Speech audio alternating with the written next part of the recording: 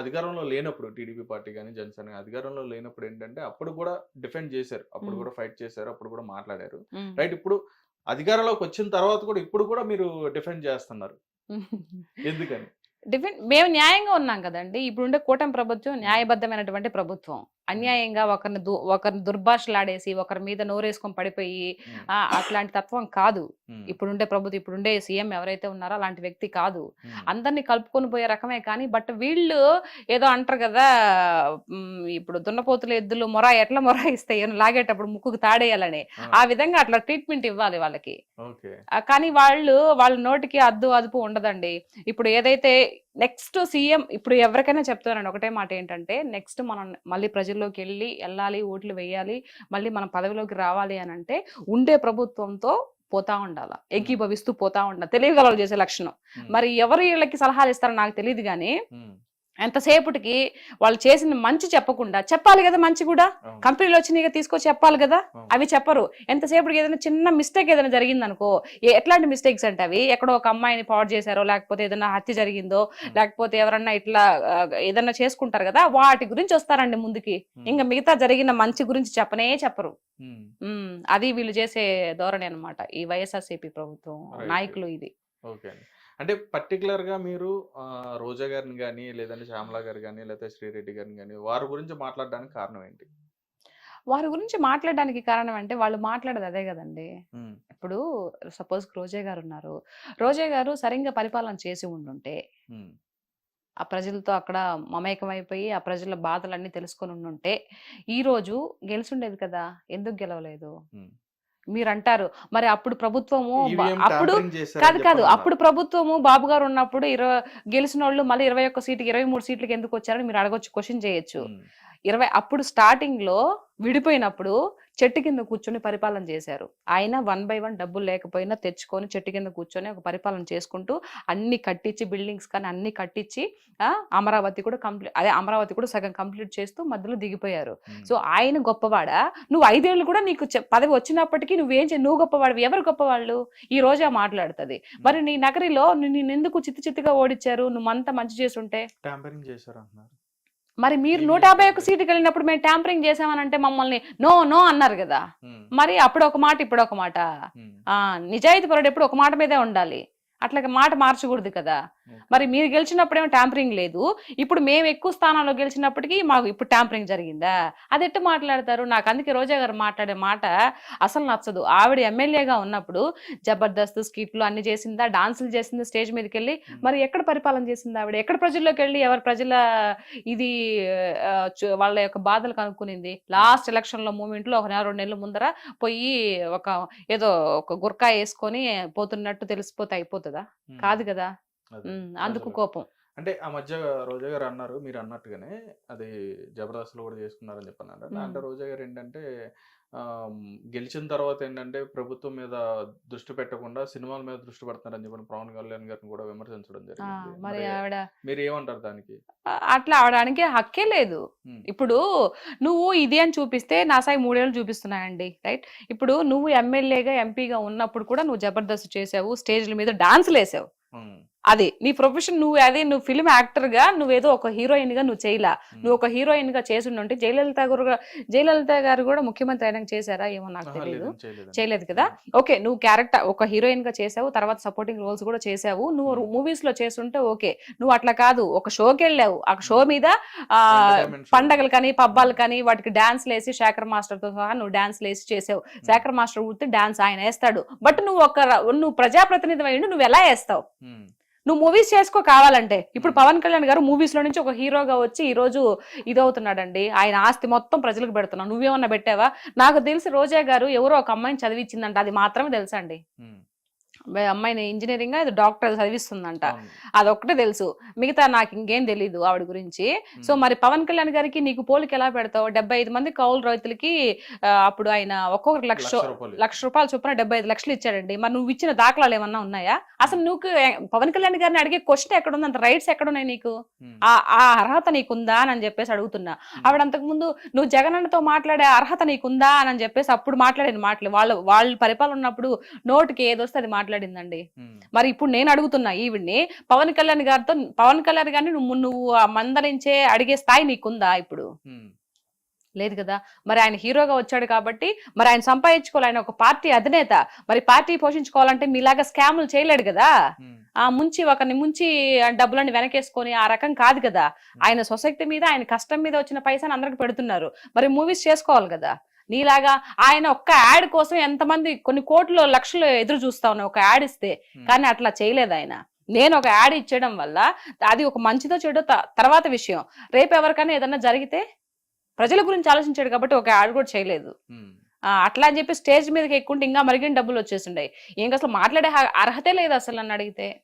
ఇంకేం క్వశ్చన్ చేస్తుంది. రైట్. అంటే ఈ రకంగా అంటే ఇప్పుడు రాజకీయం అంటే ఇప్పుడు ఉన్న అధికారులు, ఇప్పుడు ఎవరైతే నాయకులు ఉంటారో వీళ్ళు విమర్శించుకోవడమే కాకుండా వ్యక్తిగతంగా కూడా ఎందుకని వాళ్ళ కుటుంబాలను విమర్శించడం కానీ, లేదంటే వాళ్ళ కుటుంబ సభ్యులను విమర్శించడం కానీ, వాళ్ళని తీసుకొచ్చి డిఫేమ్ చేయడం కానీ ఎందుకని చేస్తున్నారు? అంటే నేను ఇరువైపులు అడుగుతున్నాను. ఏం లేదు, ఇప్పుడు పవన్ కళ్యాణ్ గారు ఇంతకు ముందు ప్రతిపక్షంలో ఉన్నప్పుడు, ఇప్పుడంటే కాదు, అంతకుముందు వీళ్ళు అధికార పక్షంలో ఉన్నప్పుడు, వైఎస్ఆర్సీపీ వాళ్ళ అధికార పక్షంలో ఉన్నప్పుడు పవన్ కళ్యాణ్ గారిని ఎన్ని మాట్లాడినారండి? ఆయన అనడమే కాదు, మూడు పెళ్లిళ్ళు అని చెప్పేసి ముఖ్యమంత్రితో సహా, ముఖ్యమంత్రి అప్పుడు వైఎస్ఆర్సీపీ జగన్మోహన్ రెడ్డితో సహా విడిగా స్టేజ్ మీదుగా నేను ఒక ముఖ్యమంత్రి హోదాలో ఉన్నాను, నేను ఒక ముఖ్యమంత్రి స్థాయిలో ఇలా మాట్లాడకూడదని కొంచెం కూడా ఇంగిత జ్ఞానం లేకుండా 3 పెళ్లిళ్ళు 4 పెళ్లిళ్ళు అవసరమా అండి? ఆయన పర్సనల్ గురించి అవసరమా? ఒక్కొక్కరు చేసుకున్నారు, ఒక్కొక్కరికి అన్ని ఇచ్చేసి మీలాగా ఏదో అంటారు కదా, ఇప్పుడు ఆ విషయాలు ఎందుకులే గానీ మీలాగా చేయలేదు కదా ఆయన. అన్ని ఆయన కర్మ బాగలేక చెప్తున్నాడు ఒక పక్క, నా కర్మ నా టైం బాగలేక నేను అంత ఆస్తులను ఇచ్చేసుకొని ఒక్కొక్కరు క్లియర్ చేసుకొని నేను ఇది చేసుకున్నానని చెప్తున్నాడు. మరి పదే పదే పదే పదే అరిగిపోయిన టేబుల్ రికార్డ్ లాగా ఎన్నిసార్లు ఎన్ని మాటలు అన్నారు?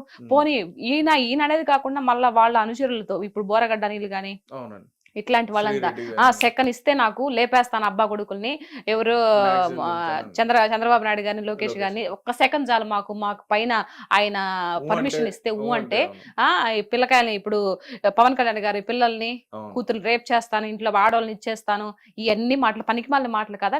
మీకు ఒక ముఖ్యమంత్రి హోదాలో ఉన్నప్పుడు నీకు ఇది లేదా? నువ్వు ఇట్లా మాట్లాడకూడదురా గాడిదే అని చెప్పొద్దా? ఇట్లాంటి మాటలు ఎందుకు రాజకీయంగా మాట్లాడాలని చెప్పేసి అంటే పార్టీ నాయకులే మాట్లాడిస్తారండి అలాగే. ఇంకా అంతే కదా, నువ్వు పార్టీ నాయకుడు. ఇప్పుడు మొన్న బాబు గారు గెలిచిన తర్వాత ఒక అతను ఎమ్మెల్యే ఏదో ఒక అమ్మాయి ఏదో జరిగిందని చెప్పేసి ఇమీడియట్లీ తీసేసారా లేదా? చేశాడా లేదా? మరి ఇంత ఇచ్చలవిడిగా మీరంతా మాట్లాడుతున్నప్పుడు గోరెంట్ల మాధవ్ గారి గురించి కానీ ఎన్ని వచ్చాయి వీడియోస్, ఇట్లా అమ్మాయిలు ఇట్లా వేధిస్తున్నారని, ఆ తర్వాత అమ్మంటి రాంబాబు గారు ఎన్ని వచ్చినాయి కదా. మరి నువ్వు పార్టీ అధినేత అయి ఉండి, ముఖ్యమంత్రి హోదాలో ఉండి నువ్వేం చేసావు? మరి ఎవరు గొప్పవాళ్ళు? నువ్వు గొప్పవాడివా, బాబు గారు గొప్పవాళ్ళ? పవన్ కళ్యాణ్ గారిని ఎన్ని మాటలు అన్నావు నువ్వు? ఎన్ని అనాల్సిన మాటలన్నీ అనేసాను. ఆయన చెప్తూనే ఉన్నారు, నువ్వు రాజకీయ పరంగా అడిగిన దానికి క్వశ్చన్ సమాధానం చెప్పు, నువ్వు పర్సనల్ గా మాట్లాడొద్దంటే ఆయన అడిగిన దానికి ఒక్క క్వశ్చన్ కి సమాధానం చెప్పలేదు జగన్మోహన్ రెడ్డి గారు. మరి మాటలేమో అన్ని మాట్లాడుతూ ఉంటారు, మరి అడిగిన దానికి సమాధానం చెప్పాలి కదా. ఎదుటి వాళ్ళు ఎవరైనా సరే ఆయన ఒక క్వశ్చన్ నిన్ను అడిగినప్పుడు నువ్వు ముఖ్యమంత్రి స్థాయిలో ఉన్నప్పుడు సమాధానం చెప్పాలా వద్దా? అదే. అయితే ఇక్కడ వాళ్ళు మాట్లాడే ఏ మాటలైనా చూసుకుంటే, వాళ్ళు ఏదైతే విమర్శలు చేయడం కానీ, లేదంటే వాళ్ళు ప్రెస్ మీట్లో మాట్లాడడం కానీ, ఏది చూసినా కానీ యువతల వైపు నాయకుల్ని ఏదో నిజంగా వాళ్ళ నుంచి నిజంగా నష్టపోయిన వ్యక్తులు ఎవరైతే ఎలా అయితే మాట్లాడతారో, వాళ్ళు కుటుంబాన్ని కానీ, లేకపోతే వాళ్ళని కానీ, వాళ్ళ జీవితాన్ని కానీ, లేకపోతే వాళ్ళ లైఫ్ని కానీ నష్టపోయిన వ్యక్తులు ఎలా మాట్లాడతారో ఆ విధంగా మాట్లాడే విధంగా వాళ్ళు వాయిస్ అనేది ఇవ్వడం జరిగింది.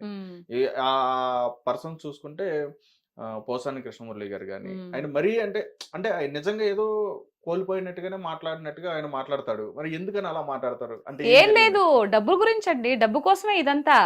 ఇదిగో నేను ఈ విధంగా పెద్ద దుమ్ము ఎదవ మొన్న చూసానండి నేను. ఎవరే పవన్ కళ్యాణ్, నువ్వు ఒక వెదవి, నువ్వు ఒక సన్నాసివి, అవసరమా ఇప్పుడు పవన్ కళ్యాణ్ గారు ఏం చేశారు? కూడా తీసుకొచ్చి అందులో తిట్టాలి. పోసాని గారికి ఏం చేశారు పవన్ కళ్యాణ్ గారు? ఒక హీరోగా ఉంటేనే కదా నువ్వు చాలా మూవీస్ చేసావు. ఎవరైనా కూడా హీరోలు ఉంటేనే కదా కింద సపోర్టింగ్ ఆర్టిస్ట్ వస్తారు, మా బోటి వాళ్ళు. మరి ఎందుకు అంత దుర్భాషలాడడం అవసరం ఏముంది? అంటే వాళ్ళు ఇచ్చే నోట్ల కోసం ఇష్టం వచ్చినట్టు మాట్లాడేస్తావా? ఎన్నేళ్ళు మహా అయితే ఎన్నేళ్ళు ఉంటారండి భూమి మీద? ఎవరైనా సిలేసుకొని ఇక్కడే ఉంటారా? ఎవరో ఒకరు పోవాల్సిందే కదా. ఏం చేసుకుంటారు? ఇప్పుడు మీకు ఎవరైతే ఉన్నారో పోసాని గారు ఆయన తినడానికైతే ఇప్పుడు ఈ కడుపు కోసమే కదా, కోటి విధులు కూటు కొరకే అని, కడుపు కోసమే కదా ఎన్ని వేషాలు వేసినా కూడా. దానికి మరి ఇంత దిగజారిపోయి ఇంత ఇది ఒకరిని తిడితే వచ్చే డబ్బు ఎందుకండి? నోటికొచ్చినట్టు మాట్లాడి ఆయన ఎన్ని మాటలు మాట్లాడి పవన్ కళ్యాణ్ గారిని మరి అది తప్పు కదా, మరి మీరు మందలించాలి కదా, మాట్లాడకూడదు అని చెప్పేసి. ఇవంతా కావాలని చేసిందని మీకు అర్థం కావట్లేదా? డబ్బుల గురించి తీసుకొని ఎవరు ఎందుకు మాట్లాడతారు? ఏ లాభం లేకుండా ఎందుకు మాట్లాడతారు? నేను మాట్లాడుతున్నా. నేను ఒక్క పైసా ఆశించకుండా కూటమి ప్రభుత్వం నుంచి నేను ఏ పార్టీ అని ఎప్పుడు చెప్పలేదు, ఇప్పటి వరకు నేను డిక్లరేషన్ ఇవ్వలేదు. నేను మాట్లాడుతున్నానంటే నాకు ఏదైతే ఇంతకు ముందు ప్రభుత్వం ఆంధ్ర రాష్ట్రంలో 5 ఏళ్ళుగా చూశాను కాబట్టి అది ఒక బాధతో నేను మాట్లాడుతున్నా, ప్రజల్లో ఒకదానిలాగా మాట్లాడుతున్నా. నేను ఏ పార్టీకి సపోర్ట్ గా మాట్లాడడంలా. ఓకే. అంటే చాలా మంది కూడా అనుకున్నారు ఈవిడికి ప్యాకేజ్ వస్తుంది. ప్యాకేజ్ ఎక్కడి నుంచి వస్తుందండి? నాకు అసలు నిజంగా అట్లాంటిది ఒకటి ఉంది కూడా అని కూడా తెలియదు నాకు. మరి ఎవరిస్తారు ప్యాకేజ్? ఆయన ధైర్యంగా మాట్లాడడం లేదా? మీరు రాజకీయ పరంగా మాట్లాడండి, ప్రజలకు ఏదైనా అన్యాయం జరిగితే మాట్లాడండి. ఎవరో ఏదో ఇస్తే ఆ డబ్బులు తీసుకొని ఇష్ట ప్రకారము ఈ బూతులు తిట్టేస్తాను అని అంటే అది కరెక్ట్ కాదు కదా. పైన భగవంతుడు కూడా దాన్ని క్షమించాడు. రైట్. అంటే రాజకీయాల్లోకి వచ్చిన తర్వాత చాలా వరకు అందులో ఉండి అనుభవించిన తర్వాత రాజకీయం అంటే అసలు అక్కడ ఏం జరుగుతుంది ఏంటి, నిజంగా మన ప్రభుత్వం చేస్తుందో చేయట్లా, అంటే ఏ ప్రభుత్వం అయినా సరే మన ప్రభుత్వం మంచి చేస్తుందా లేదా అని చెప్పని ఇది అన్ని కూడా ఆలోచించుకుని చాలా మంది కూడా ముందుకు వచ్చి మాట్లాడడం జరుగుతుంది.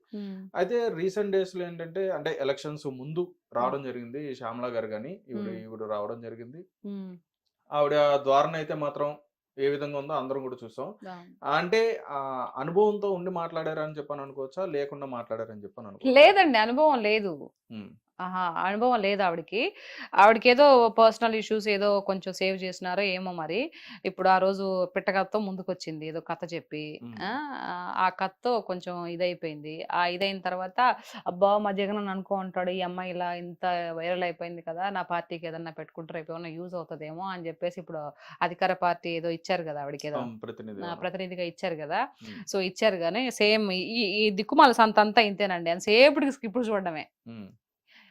ఒక మనిషి మంచి పనులు చేస్తే స్క్రిప్ట్ చూడడం అవసరం లే, ఆల్రెడీ ఏదన్నా ఒక పేపర్ చూసినప్పుడు లేదంటే న్యూస్ లో విన్నప్పుడు ఆల్రెడీ ఉండిపోతాయి. ఇప్పుడు నేను ఏం స్క్రిప్ట్ చూసి మాట్లాడుతున్నానా?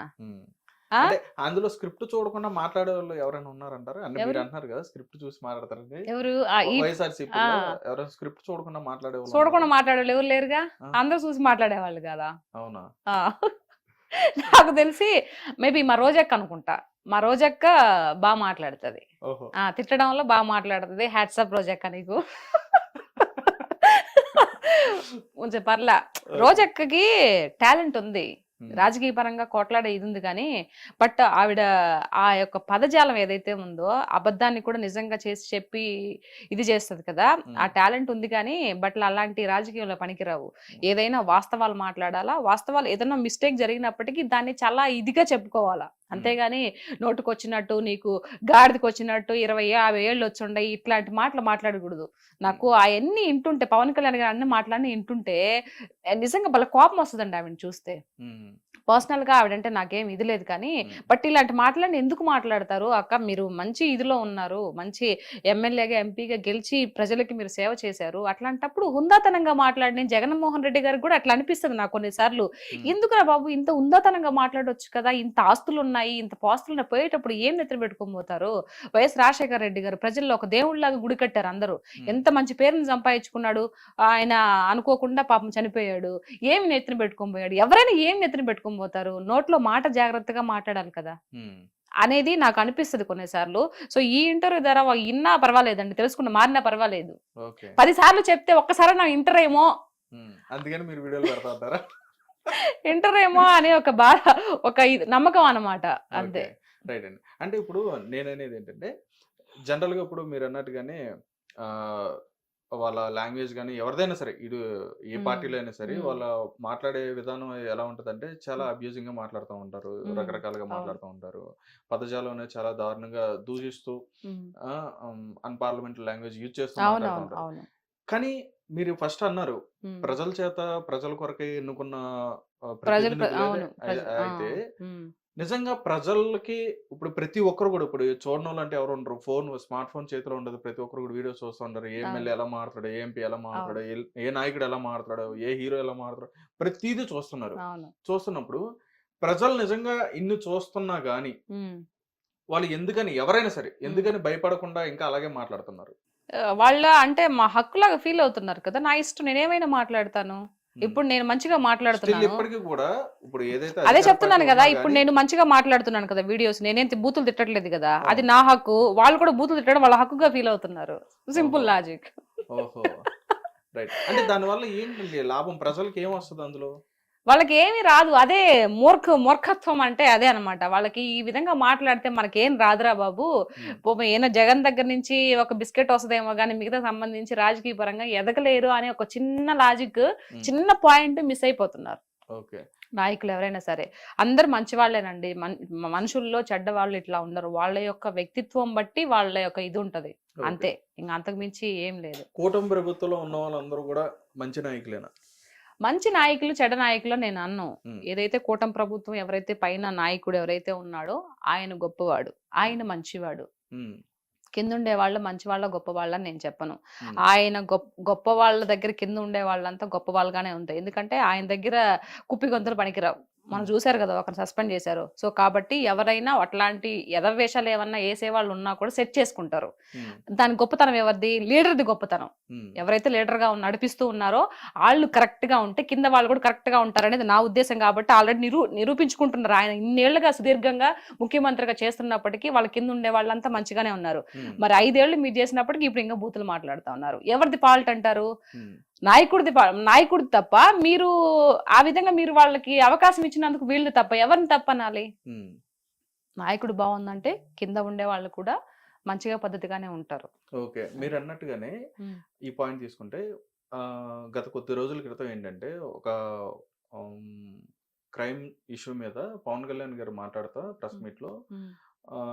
నా చేతిలో ఇంకా పవర్స్ ఉన్నాయి. హ్మ్. నేను తీసుకోవాలనుకుంటే హోమ్ హ్మ్. మినిస్టర్ నేను తీసుకుంటే గనక హ్మ్. వేరే విధంగా ఉండేది. ఒకసారి దృష్టిలో పెట్టుకోండి అని చెప్పన్నట్టుగా అంటే కూటమికే అందులోనే ఆయన వార్నింగ్ గూడా ఇచ్చినట్టుగా లేదండి. అట్లా మాట్లాడడం జరిగింది. అనలేదండి ఆయన. హ్మ్. ఆయన చెప్తున్నాడు, ఇప్పుడు డిప్యూటీ సీఎం కదా, ముఖ్యమంత్రి తర్వాత ఉప ముఖ్యమంత్రి అవును. అన్నట్టు ఇప్పుడు పవన్ కళ్యాణ్ గారు.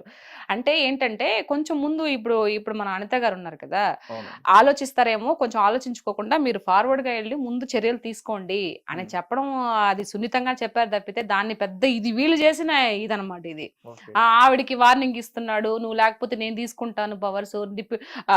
నేను హోమ్ మినిస్టర్‌గా. హోమ్ మినిస్టర్ పదవిని నేను తీసుకుంటాను, తాట తీస్తాను. హ్మ్. అయన్నీ అంతేం చెప్పలే. ఆయన మామూలుగానే చెప్పాడు. ఎంత వీళ్ళు ఊహించుకున్నటువంటి ఇది. హ్మ్. ఆయనకి చెప్తున్నాడు.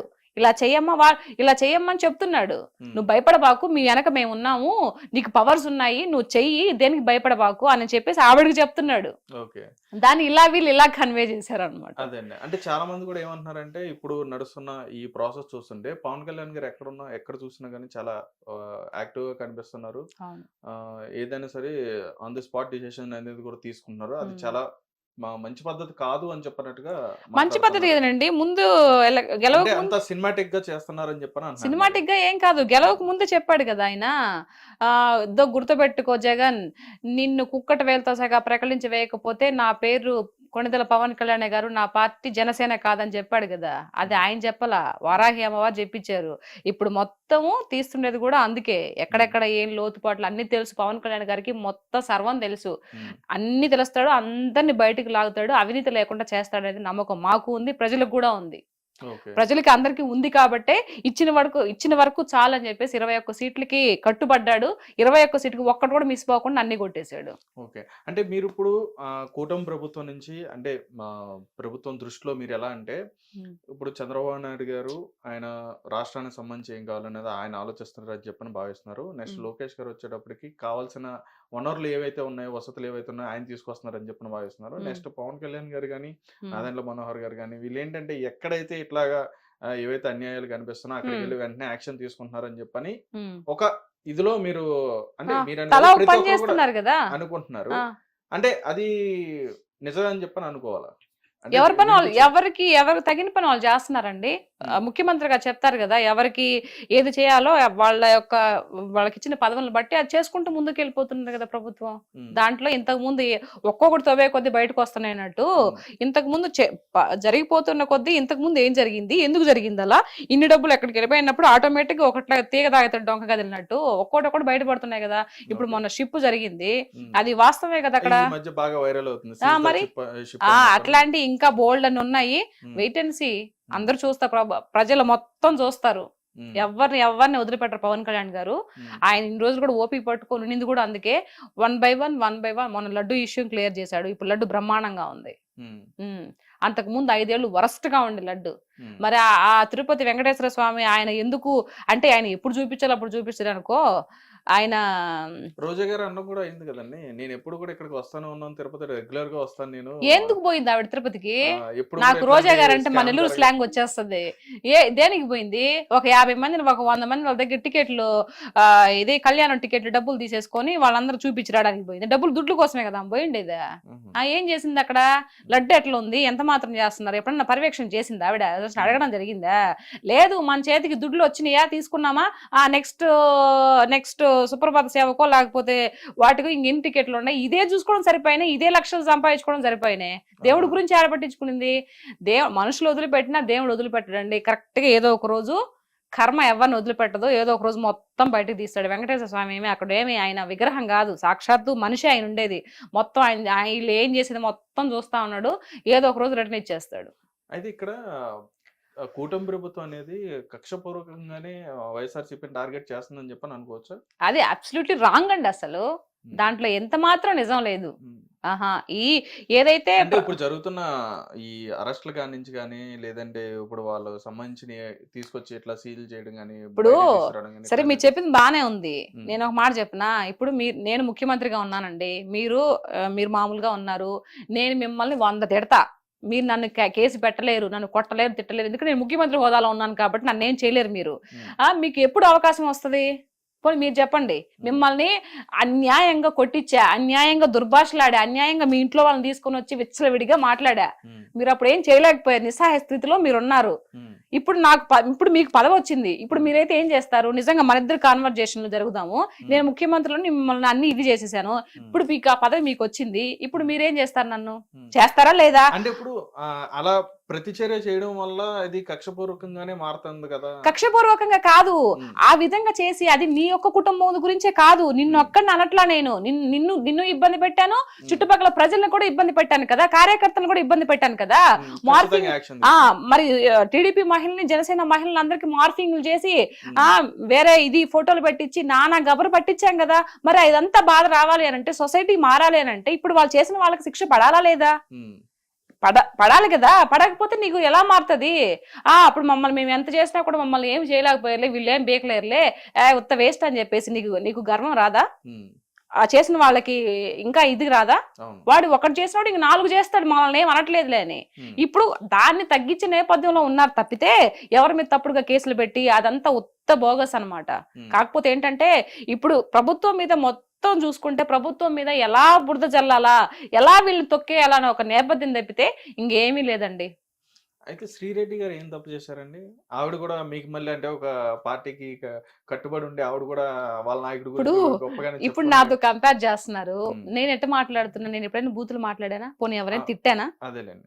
అప్పుడు మాట్లాడే విధానం వేరే ఉండొచ్చు, కానీ ఏంటంటే మీరు మీ పర్స్పెక్టివ్ అనేది పార్టీ తరపు నుంచి మాట్లాడాలి. మాట్లాడొద్దు నేను చెప్పట్లా.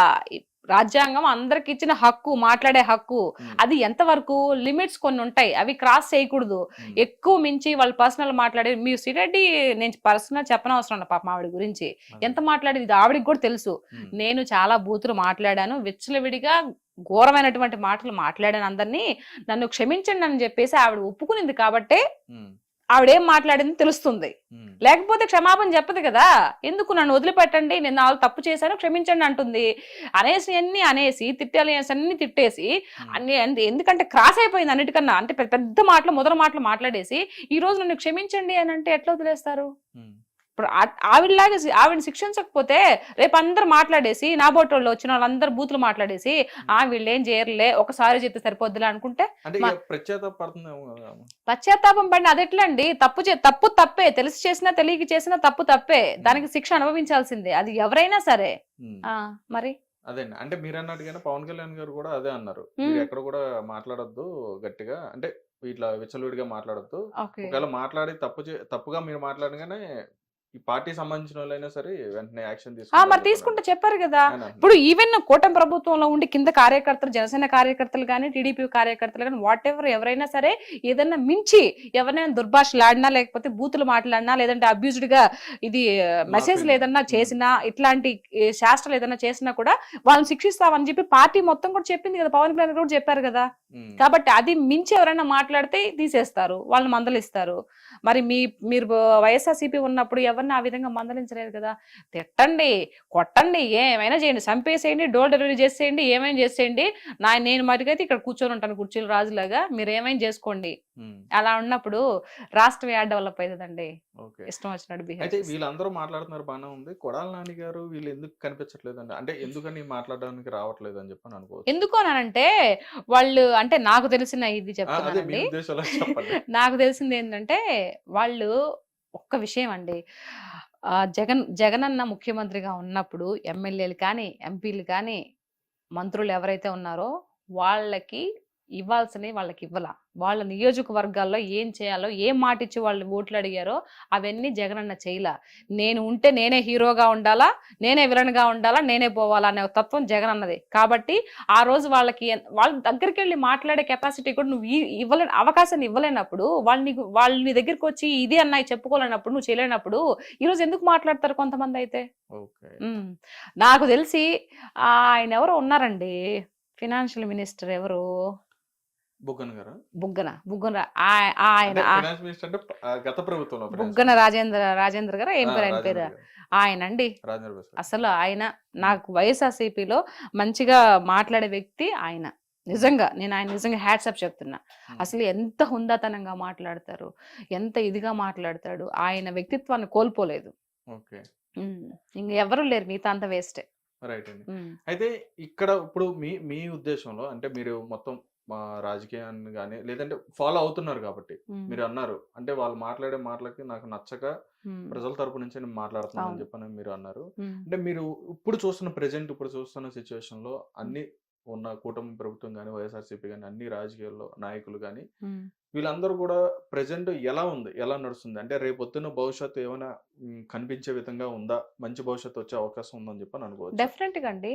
ఇప్పుడు ఇదే కాదు, నెక్స్ట్ రాబోయే 5 ఏళ్ళు కూడా వీళ్ళే ఉంటారు. ఇంకా ఆంధ్ర రాష్ట్రం చాలా బాగా డెవలప్ అవుతుంది, చాలా ముందుకెళ్తుంది మాకు అనిపిస్తుంది. అనిపిస్తుంది కాబట్టి ఈరోజు మేము ఆయన్ని కూటమి ప్రభుత్వాన్ని గెలిపించుకున్నాము. నెక్స్ట్ కూడా ఆయనే ఉంటే, ఆయన చెప్పినట్టు, బాబు గారు చెప్పినట్టు, ఆయన మాటల మీద మాకు నమ్మకం ఉంది కాబట్టి ఆయన ఎలా అయితే సింగపూర్ చేస్తా అన్నాడో ఆ విధంగా చేస్తాడు. లాస్ట్ టైం ఓడిపోకుండా కానీ ఇరుకంగా బాగా డెవలప్ అయి ఉండేది.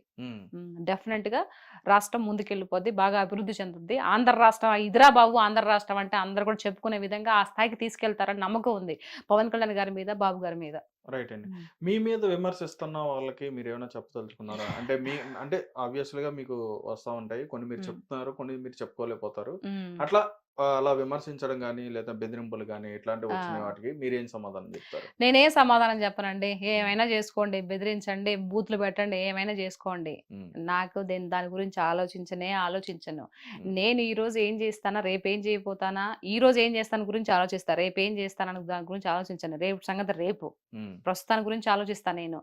సో మీకు హిట్ టీవీ యాప్, ఇందులో short news, live news, entertainment shows, movies, digital magazines తో పాటు మీ జిల్లా వార్తలను కూడా ఫ్రీగా చూడొచ్చు. అంతేకాదు కేజీ నుంచి పీజీ వరకు విద్యార్థులకు స్కాలర్షిప్ కూడా అందిస్తున్నాం. ప్రతి వారం 10 మందికి లక్కీ డ్రా ద్వారా ఒక్కొక్కరికి 10,000 రూపాయలు అందిస్తున్నాం. ఇంకెందుకు ఆలస్యం, వెంటనే హిట్ టీవీ యాప్ ని డౌన్లోడ్ చేసుకుని ఫ్రీగా ఎంటర్టైన్మెంట్ పొందండి. Hit TV app. Hit TV app. Please download hit TV app. Hit TV app ని ఫ్రీగా డౌన్లోడ్ చేసుకుని ఎంజాయ్ చేయండి. మీకు నచ్చిన ఎంటర్టైన్మెంట్ కోసం హిట్ టీవీ యాప్ ని ఫ్రీగా డౌన్లోడ్ చేసుకుని ఎంజాయ్ చేయండి. హిట్ టీవీ యాప్ ని డౌన్లోడ్ చేసుకుని ఆస్వాదించండి, ఆశీర్వదించండి. ఇంతమంది సెలబ్రిటీలు హిట్ టీవీ యాప్ ని డౌన్లోడ్ చేసుకోండి అని చెప్తున్నారంటే ఎంత మంచి యాప్ ఆలోచించండి. అమెరికాలో చదవాలనుకునే వాళ్ళకి విశ్వసనీయమైన పేరు మన శౌర్య కన్సల్టెన్సీ. UK లో 1 year masters, UK లో 1 year masters, 2 years work permit up to 5 years visa. Contact Saurya Consultancy. Contact 89851 89851.